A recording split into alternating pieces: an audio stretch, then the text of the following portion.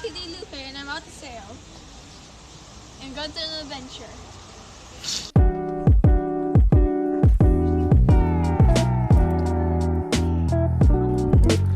Bigay namin yung aming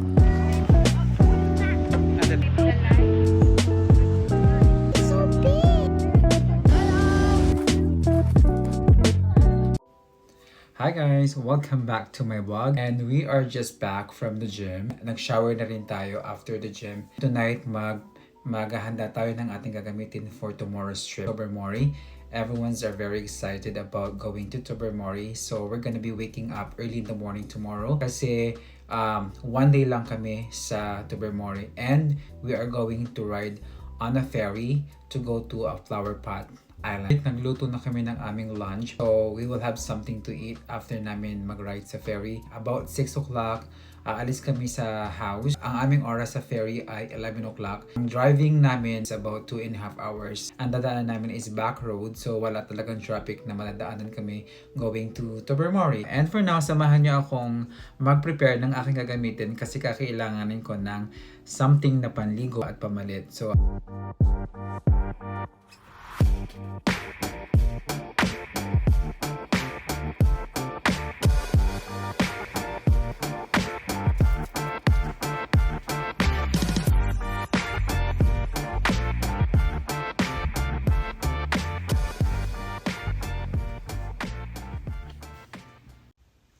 hi guys, good morning. It's 4:30 in the morning. We gotta wake up and prepare for our trip for today. Say hi to my vlog.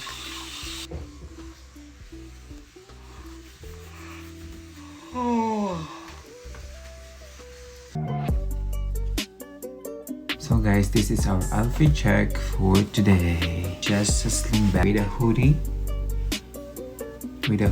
Kapag uminit na sa beach.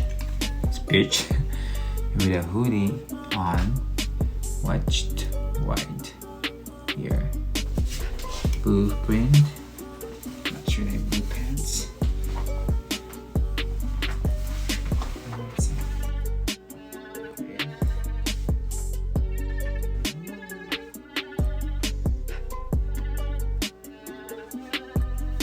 Update guys, it's 5:25 and we are all set to leave the house. So, see ya. Bye. Tayong susi. Tuloy pa yung susi. What side? Aga naman tayo eh.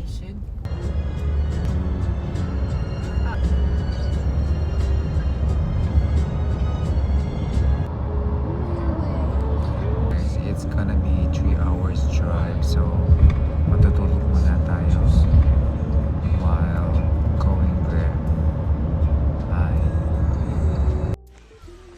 So, hi guys. We're here na sa pinaka-docking area ng ferry na sasakyan namin. Yung parking area sa banda likod, medyo malayo sa dock area. Siguro mga 5 minutes walking from the parking area ng aming sasakyan. Medyo pangit yung panahon. I don't know, medyo pumangit yung panahon. Ang ganda-ganda kayo ng umaga ng buwan, maaraw at mainit, pero ngayon very gloomy. Medyo dumilim yung weather at medyo lumamig ng konti. Buti na lang yung aking damit is my hood.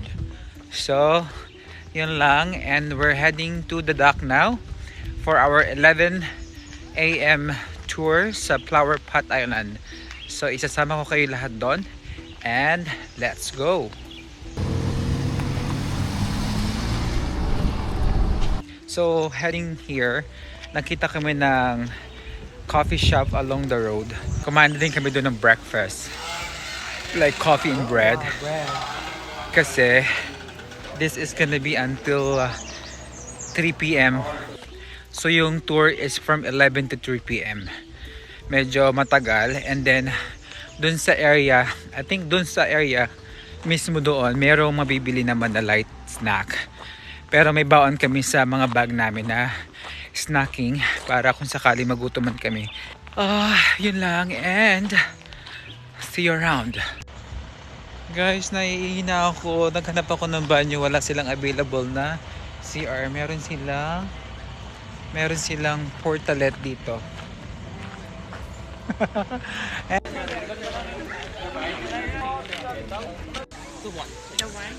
Hi guys, we are in the line. 11:30 daw yung sakay sa ferry, pero 11:10 yung check-in. So, medyo matagal-tagal pa. It's only 10:21 right now.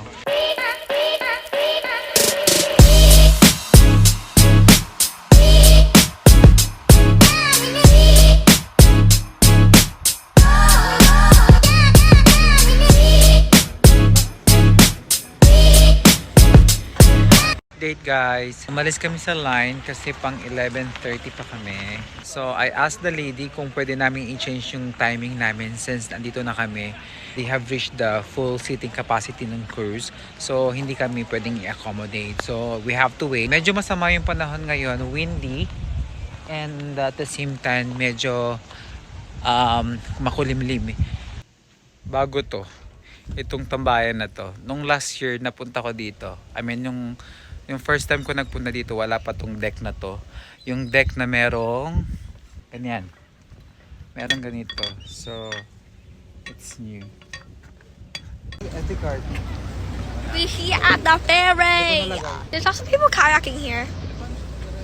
I'm kind of taking over Nino's vlog, but I'm not taking over, but The original lightkeeper's home, but in the early 1990s, those properties were severed and next to private housing, Canadian Coast Guard, Rescue Station. Near them is nearshore rescue craft, and a nice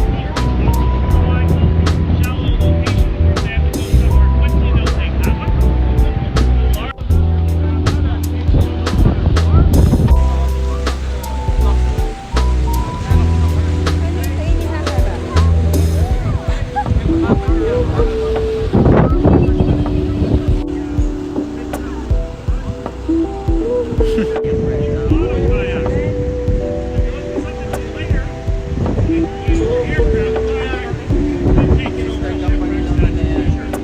it's so big. Can we go swimming there?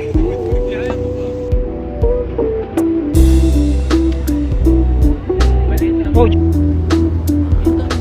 Natatakot ako.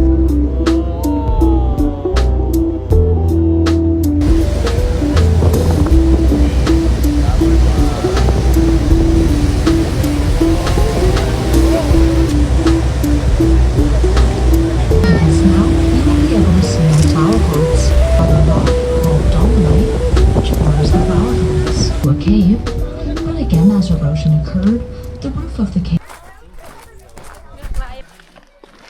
Wow. Look at that. This is the flower pot structure. There you go.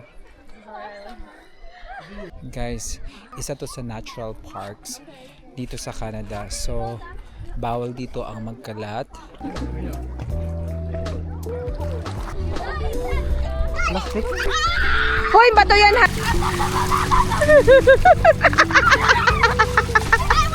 Guys, katatapos ko lang maligo, nag-swimming ako kahit wala akong dalang damit. Kaya basang-basa. Pag-change ako ng damit ko pag dating pa namin sa kabilang isla. Ooh, look at that. Look at that.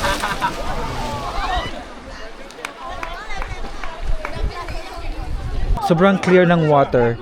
Sobrang crystal clear ng water. So, talagang mapapaligo ka kahit wala kang damit. So, ngayon basang-basa ako. Okay lang, magsasapatos tayo and then magpapalit tayo kapag balik natin ng kabilang isla. Kakunin kami ng ferry around 3 o'clock pabalik sa isang isla. So, doon pa lang ako makapagbihis. So, let's go! Hi guys, so we finished swimming doon sa isang location. Now we're heading to another location dito sa island. Spray. Spray my back. Spray my backpack. Where's that going? Oh, what's in there? Let's go find out. There are 200 caves sa island na to, and yung isa pupuntahan natin ngayon. Ang daming langaw. Isa-isa kayo, papatayin ko lahat. Yung langaw dito may pangil. Kasi may ngipin. May ngipin ng papakol. Naaasar ako. Sobrang daming langaw. And kumakagat sila, guys. Kahit maglagay ka ng repellent, kumakagat pa rin sila. Oh my gosh. This is going all the way up to the top. Wow. Look. You guys wanna do it? I guess I want to do it.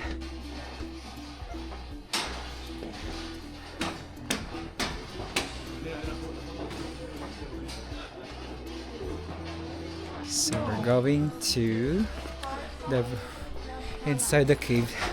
Pero yung inside the cave, Tignan mo. guys, tignan mo. look. Look. Guys, ang sabi kasi, bawal mag-vandalism dito Ano sa vandalism mga na? area. Pero look at this. Okay, we're going down again. We're going back and we're heading to another location. Guys, ito yung salarin sa aking mga red rushes. Itong langaw na to, yan yung kumakagat sa amin. May pangil siya, may ngipin. Look, may ngipin siya. So, ang tawag pala sa kanya is biting stable fly. So, beware in warm, humid weather. They will unmercifully go after your ankles and lower leg.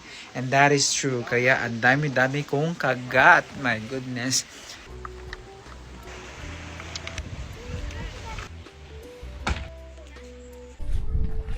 So, we're done. We're heading back to the docking area. And here we are. So, we're just waiting for our ferry to come back to the island. So, may dalawa ditong ferry. Isang yellow at isang blue. It's now 2:12. So, we're gonna be waiting 40 more minutes for our ferry to come back here. Probably we're gonna have our food. We're gonna have our lunch sa car kasi may baon kami na pack lunch for our lunch today. Dun sa blue kami nag-book. Yung blue is at 3 o'clock yung pickup, and dito muna kami sa waiting area naghihintay. So yung traveling time from here is about 20 to 30 minutes.